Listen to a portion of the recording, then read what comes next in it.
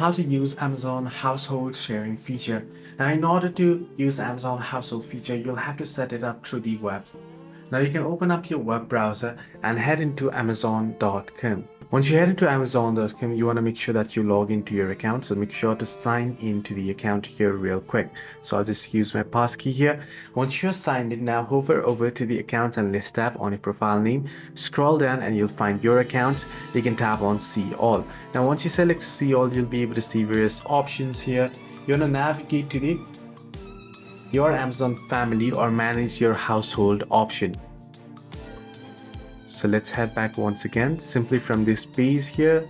So once you're searching for household, you can see Amazon family. If you're unable to find it directly in the settings like me, you can use Amazon family. You can tap on it and go to the prompts to set up your Amazon household or your family here. So you can create and set it up. Now you can add members or add adults to begin, enter the name and email address of the adult you want to invite, then click send. The other person must check the email and accept the invitation to link this separate account. Hope this video was helpful. To like and subscribe.